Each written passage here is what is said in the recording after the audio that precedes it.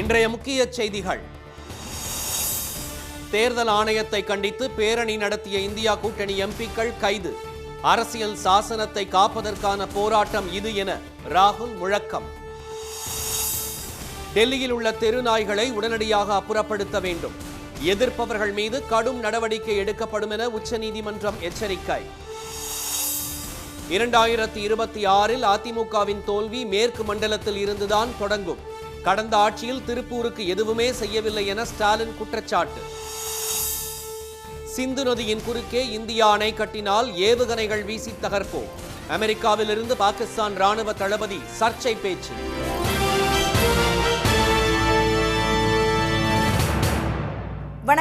வணக்கம். பீகார் வாக்காளர் பட்டியல் சிறப்பு திருத்தம், வாக்கு திருட்டு விவகாரம் உள்ளிட்டவற்றை கண்டித்து டெல்லியில் தேர்தல் ஆணையம் நோக்கி பேரணியாக சென்ற எதிர்க்கட்சித் தலைவர் திரு ராகுல் காந்தி உள்ளிட்ட எம்பிக்கள் கைது செய்யப்பட்டனர். மகாராஷ்டிரா, கர்நாடகம் உள்ளிட்ட மாநிலங்களில் வாக்காளர் பட்டியலில் மோசடி நடந்துள்ளதாக திரு ராகுல் காந்தி தொடர்ந்து ஆதாரங்களுடன் குற்றம் சாட்டி வருகிறார். தேர்தல் ஆணையத்தின் உதவியுடன் பாஜக வாக்கு திருட்டில் ஈடுபட்டுள்ளதாகவும் அவர் புகார் தெரிவித்தார். இந்த மோசடி குறித்து நாடாளுமன்றத்தில் விவாதிக்க வலியுறுத்தி இந்தியா கூட்டணி எம்பிக்கள் இரு அவைகளிலும் முழக்கங்களை எழுப்பினர். இதனால் மக்களவையும் மாநிலங்களவையும் பிற்பகல் 2 மணி வரை ஒத்திவைக்கப்பட்டன. பின்னர் நாடாளுமன்ற வளாகத்தில் திரண்ட இரு அவைகளைச் சேர்ந்த காங்கிரஸ், திமுக, திரிணாமுல் காங்கிரஸ், சமாஜ்வாதி, ராஷ்டிரிய ஜனதா தளம் உள்ளிட்ட 25 கட்சிகளைச் சேர்ந்த எதிர்க்கட்சி எம்பிக்கள் தேர்தல் ஆணையம் நோக்கி பேரணியாக சென்றனர். திரு ராகுல் காந்தி, திரு மல்லிகார்ஜுன கார்கே, திருமதி பிரியங்கா காந்தி, திருமதி கனிமொழி, திரு TR பாலு, திருச்சி திரு சிவா, திரு அகிலேஷ் யாதவ், திருமதி மஹூபா மொய்த்ரா, திருமதி சுப்ரியா சுலே உள்ளிட்ட 300 எம்பிக்கள் இந்த பேரணியில் பங்கேற்றனர். பீகாரில் வாக்காளர் பட்டியலில் சிறப்பு திருத்தத்தை ரத்து செய்ய வலியுறுத்தியும், வாக்கு திருட்டு ஜனநாயகத்தின் மீதான தாக்குதல் போன்ற வாசகங்கள் அடங்கிய பதாகையை ஏந்தியும் சென்ற எம்பிக்களை தடுப்புகளை அமைத்து போலீசார் தடுத்து நிறுத்தினர். அப்போது திரு அகிலேஷ் யாதவ், செல்வி ஜோதிமணி, திருமதி மஹூபா மொய்த்ரா உள்ளிட்ட சில பெண் எம்பிக்கள் தடுப்புகள் மீது ஏறி செல்ல முயன்றதால் தள்ளுமுள்ளி ஏற்பட்டது.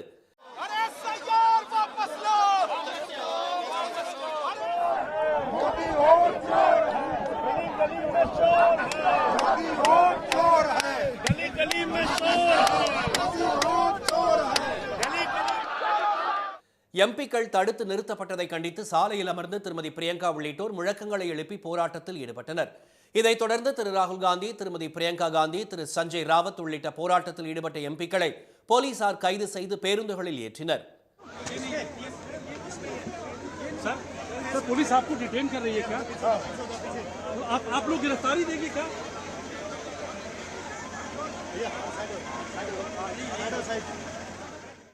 கைது செய்யப்பட்ட பிறகு பேசிய திரு ராகுல் காந்தி, இந்த போராட்டம் அரசியல் ரீதியான போராட்டம் அல்ல, அரசியல் சாசனத்தை காப்பதற்கான போராட்டம் என்று கூறினார். एक्चुअली बात नहीं कर सकते, रियलिटी ये है क्योंकि सच्चाई देश के सामने है और ये जो लड़ाई है ये राजनीतिक नहीं है, ये कॉन्स्टिट्यूशन की लड़ाई है, कॉन्स्टिट्यूशन को बचाने की लड़ाई है, 1 मैन 1 वोट की लड़ाई है. इसीलिए हमें साफ प्योर वोटर लिस्ट चाहिए. கைது செய்யப்பட்ட எம்பிக்கள் நாடாளுமன்ற வளாக காவல் நிலையத்தில் வைக்கப்பட்டனர். 2 மணி நேரத்திற்கு பிறகு அவர்கள் அனைவரும் விடுதலை செய்யப்பட்டனர். மீண்டும் நாடாளுமன்றம் வந்த எதிர்க்கட்சி எம்பிக்கள் பீகார் வாக்காளர் பட்டியலில் சிறப்பு திருத்தம் குறித்து விவாதிக்க வலியுறுத்தி முழக்கமிட்டனர். இதனால் 4 மணி வரை ஒத்திவைக்கப்பட்ட மக்களவை பின்னர் நாள் முழுவதும் ஒத்திவைக்கப்பட்டது. டெல்லி முழுவதும் உள்ள தெருநாய்களை உடனடியாக அப்புறப்படுத்த உத்தரவிட்டுள்ள உச்சநீதிமன்றம் அதற்கு எதிர்ப்பு தெரிவிப்போர் மீது கடும் நடவடிக்கை எடுக்கப்படும் என்றும் எச்சரித்துள்ளது. நாடு முழுவதும் தெருநாய்கள் துரத்துவது, கடிப்பது போன்ற பிரச்சனைகளால் பொதுமக்கள் கடும் சிரமத்திற்கு உள்ளாகி வருகின்றனர். டெல்லியில் தெருநாய்கள் துரத்துவதால் வாகனங்களில் செல்வோர் விபத்திற்குள்ளாகும் சம்பவங்களும் உயிரிழப்புகளும் ரேபிஸ் நோய் பாதிப்புகளும் தொடர்ந்து அதிகரித்து வருவதாக பத்திரிகைகளில் செய்தி வெளியானது. அதன் அடிப்படையில் இந்த விவகாரத்தை உச்சநீதிமன்றம் தாமாக முன்வந்து வழக்காக எடுத்துக் கொண்டுள்ளது. நீதிபதிகள் திரு பர்திவாலா, திரு மகாதேவன் ஆகியோர் முன்பு இந்த வழக்கு இன்று விசாரணைக்கு வந்தது. அப்போது வாதிட்ட சொலிசிட்டர் ஜெனரல் திரு துஷார் மேத்தா, டெல்லி தெருக்களிலிருந்து அகற்றப்படும் நாய்களை பராமரிக்க ஒரு இடம் தேர்ந்தெடுக்கப்பட்டதாகவும், ஆனால் இந்த நடவடிக்கைக்கு விலங்குகள் நல ஆர்வலர்கள் தடை உத்தரவு பெற்றுள்ளதாகவும் கூறினார். அதனைத் தொடர்ந்து உத்தரவு பிறப்பித்த நீதிபதிகள் டெல்லி முழுவதும் உள்ள தெருநாய்களை உடனடியாக அப்புறப்படுத்துமாறு டெல்லி மாநில அரசு, டெல்லி மாநகராட்சி மற்றும் புதுடெல்லி மாநகராட்சிக்கு உத்தரவிட்டனர்.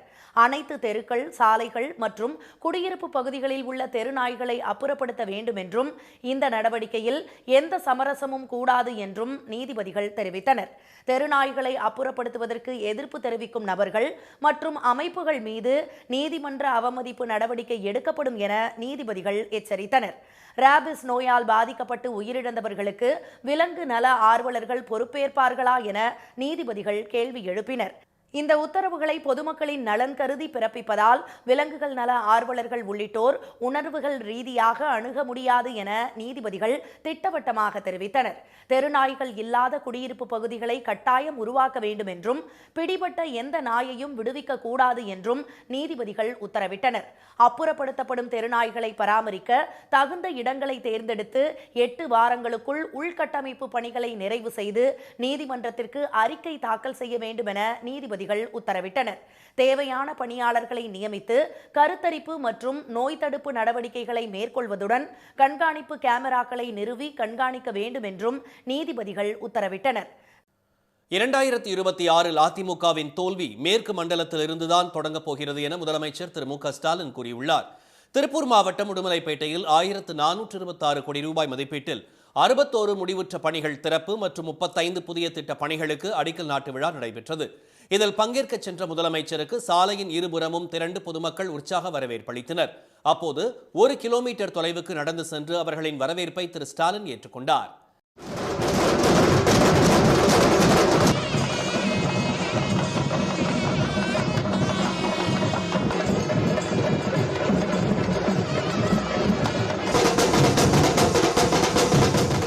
விழாவில் பங்கேற்ற முதலமைச்சர் 19,785 பயனாளிகளுக்கு நலத்திட்ட உதவிகளை வழங்கினார்.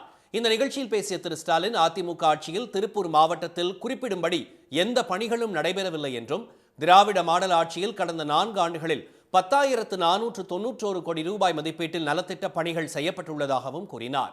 மேலும் அத்திக்கடவு, அவிநாசி திட்டம் குறித்து பலமுறை திமுக குரல் கொடுத்துள்ளதாகவும், ஆட்சிக்கு வந்த பின்னர் அதனை நிறைவேற்றி பயன்பாட்டிற்கு கொண்டு வந்துள்ளதாகவும் திரு ஸ்டாலின் தெரிவித்தார்.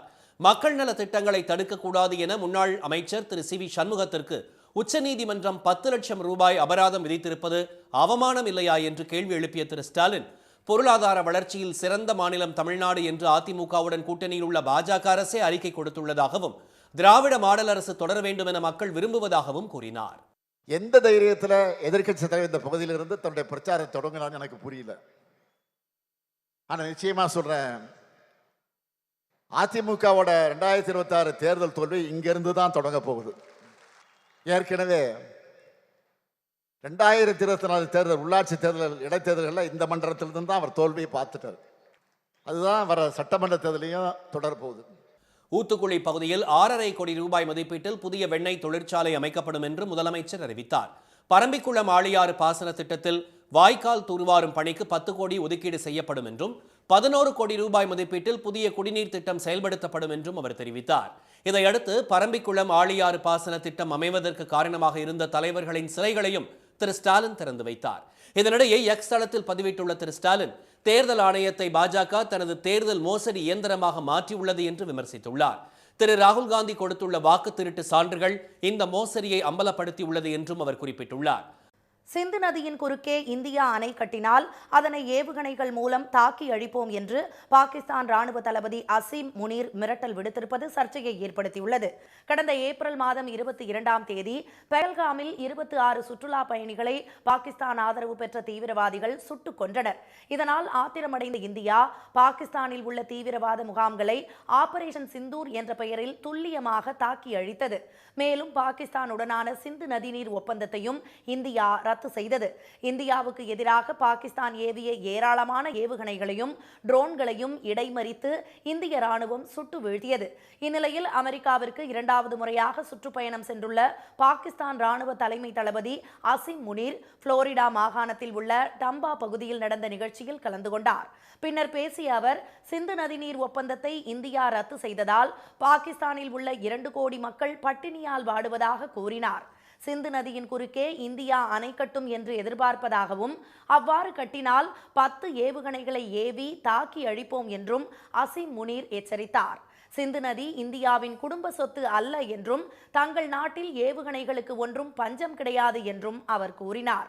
பாகிஸ்தான் அணு ஆயுதங்களை கொண்ட நாடு என்றும் இந்தியாவிடமிருந்து எதிர்காலத்தில் அச்சுறுத்தல் வந்தால் உலகத்தின் பாதி பகுதியை அழித்து விடுவோம் என்றும் அசிம் முனீர் மிரட்டல் விடுத்துள்ளார். வரி விதிப்பில் இந்தியா அமெரிக்கா இடையே பதற்றமான சூழல் நிலவி வரும் நிலையில் அமெரிக்க மண்ணில் இருந்தவாறு இந்தியாவுக்கு பாகிஸ்தான் ராணுவ தளபதி பகிரங்கமாக மிரட்டல் விடுத்திருப்பது பரபரப்பை ஏற்படுத்தியுள்ளது. இனி வருவது செய்தி துளிகள். குடியரசு துணைத் தலைவர் பதவியை ராஜினாமா செய்த திரு ஜெகதீப் தன்கர் பாதுகாப்பாக உள்ளாரா என சிவசேனாவின் உத்தவ் தாக்கரே பிரிவு கேள்வி எழுப்பியுள்ளது. இது தொடர்பாக அக்கட்சியின் எம்பி திரு சஞ்சய் ராவத் மத்திய உள்துறை அமைச்சர் திரு அமித்ஷாவுக்கு எழுதியுள்ள கடிதத்தில் திரு ஜெகதீப் தன்கர் வீட்டில் அடைத்து வைக்கப்பட்டுள்ளதாக தகவல் பரவி வரும் நிலையில் அவரை பற்றிய உண்மையை நாட்டு மக்களுக்கு தெரிவிக்க வேண்டும் என்று வலியுறுத்தியுள்ளார். 2026-27 கல்வியாண்டு முதல் சிபிஎஸ்இ 9ஆம் வகுப்புக்கு புத்தகத்தை பார்த்து தேர்வு எழுதும் முறை அறிமுகம் செய்யப்பட உள்ளதாக தெரிவிக்கப்பட்டுள்ளது. மொழி பாடங்கள், கணிதம், அறிவியல், சமூக அறிவியல் பாடங்களுக்கான தேர்வுகளை இவ்வாறு எழுதலாம் என்று மத்திய இடைநிலை கல்வி வாரியம் தெரிவித்துள்ளது. பீகாரில் குறைந்த கட்டணத்தில் போட்டித் தேர்வுகளுக்கு பயிற்சி அளித்து வரும் ஆசிரியருக்கு 15,000 ராக்கி கயிற்றை மாணவிகள் கட்டிய காட்சிகள் சமூக ஊடகங்களில் வைரலாகி வருகிறது. ஆசிரியர் திரு கானிடம் படித்தவர்களில் ஏராளமானோர் தேர்ச்சி பெற்று தற்போது அரசு அதிகாரிகளாக உள்ளனர். ரக்ஷா பந்தன் நாளில் இவருக்கு ஆயிரக்கணக்கானோர் ராக்கி கயிறு கட்டியதில் தனது கையை கூட தூக்க முடியவில்லை என்று அவர் நெகிழ்ச்சியுடன் கூறினார். கூலி திரைப்படத்தை இணையதளங்களில் வெளியிட சென்னை உயர்நீதிமன்றம் தடை விதித்துள்ளது. சன் பிக்சர்ஸ் நிறுவனம் தொடர்ந்த வழக்கில் 36 இணையதள நிறுவனங்கள் 5 கேபிள் டிவி நிறுவனங்களுக்கு தடை விதித்து நீதிபதி திரு செந்தில்குமார் ராமமூர்த்தி உத்தரவிட்டுள்ளார். 79வது சுதந்திர தினத்தை முன்னிட்டு சென்னை கோட்டை கொத்தளத்தில் காவல்துறை அணிவகுப்பு ஒத்திகை இன்று நடைபெற்றது. வரும் 15ஆம் தேதி முதலமைச்சர் திரு மு.க. ஸ்டாலின் தேசிய கொடியை ஏற்றவுள்ள நிலையில் கமாண்டோ படை, பெண் காவலர்கள், குதிரை படையினர் உள்ளிட்ட 7 படைப்பிரிவுகளை சேர்ந்தவர்கள் ஒத்திகையில் ஈடுபட்டனர்.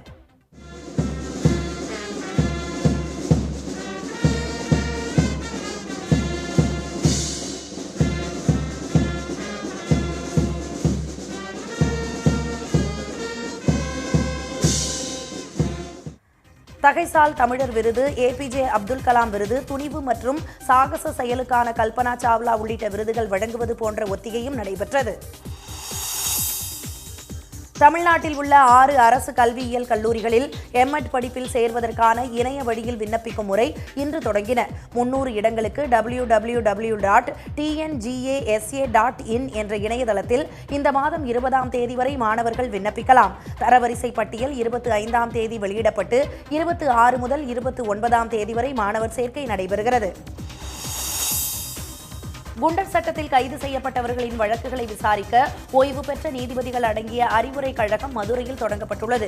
ஓய்வு பெற்ற உயர்நீதிமன்ற நீதிபதி திரு கமாலுதீன் நசருல்லா பாஷா தலைமையிலான அறிவுரை கழகத்தில் ஓய்வு பெற்ற நீதிபதிகள் திருமதி அருணா ஜெகதீசன், திருமதி ஆனந்தி ஆகியோர் உறுப்பினர்களாக நியமிக்கப்பட்டுள்ளனர். மதுரை, திண்டுக்கல், தேனி, ராமநாதபுரம், சிவகங்கை, விருதுநகர், தூத்துக்குடி, நெல்லை, கன்னியாகுமரி, புதுக்கோட்டை, தஞ்சாவூர், கரூர், திருச்சி, தென்காசி, அரியலூர், கோவை, நாகை, பெரம்பலூர், திருப்பூர், திருவாரூர் ஆகிய மாவட்டங்களை சேர்ந்தவர்களின் மனுக்களை இந்த குழு விசாரிக்கும். கேரளாவில் கடும் போக்குவரத்து நெரிசலின் போது ஆம்புலன்ஸுக்கு வழி ஏற்படுத்த காவல்துறை பெண் அதிகாரி நீண்ட தூரம் ஓடியபடியே முன்னால் சென்ற வாகனங்களை ஒழுங்குபடுத்திய காட்சி இணையத்தில் வைரலாகி வருகிறது.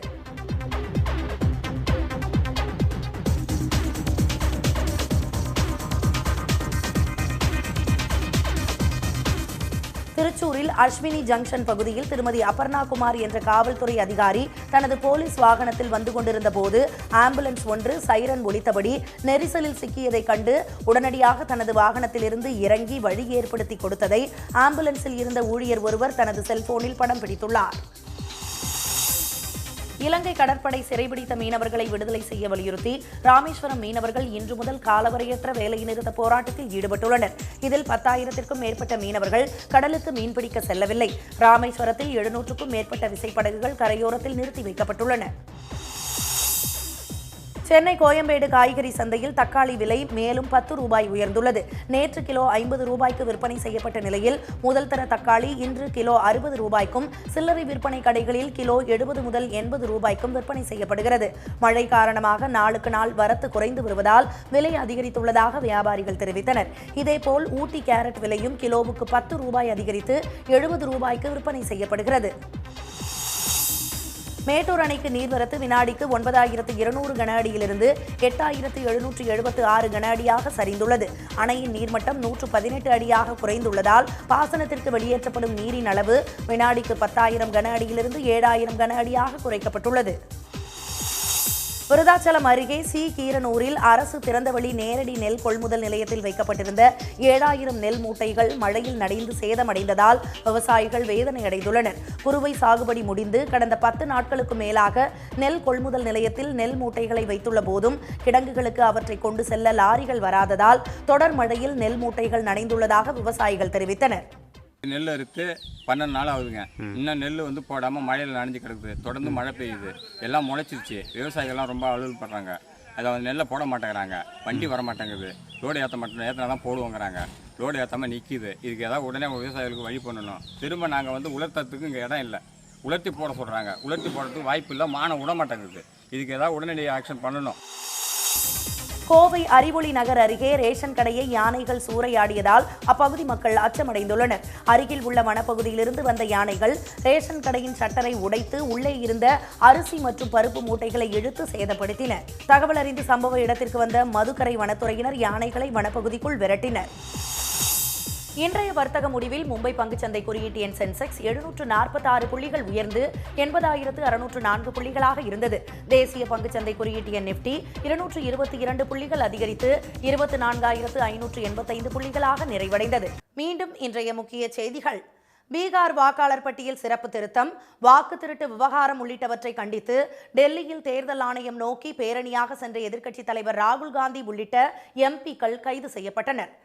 டெல்லி முழுவதும் உள்ள தெருநாய்களை உடனடியாக அப்புறப்படுத்த உத்தரவிட்டுள்ள உச்சநீதிமன்றம் அதற்கு எதிர்ப்பு தெரிவிப்போர் மீது கடும் நடவடிக்கை எடுக்கப்படும் என்றும் எச்சரித்துள்ளது. 2026 அதிமுகவின் தோல்வி மேற்கு மண்டலத்திலிருந்துதான் தொடங்கப் போகிறது என முதலமைச்சர் ஸ்டாலின் கூறியுள்ளார். இத்துடன் இந்த செய்திகள் நிறைவடைந்தன. மீண்டும் சன் டிவியில் செய்திகள் நாளை காலை 7:30 மணிக்கு. செய்திகளை உடனுக்குடன் தெரிந்து கொள்ள QR கோடை ஸ்கேன் செய்து சன் நியூஸ் வாட்ஸ்அப் சேனலில் இணைந்திருங்கள். வணக்கம்.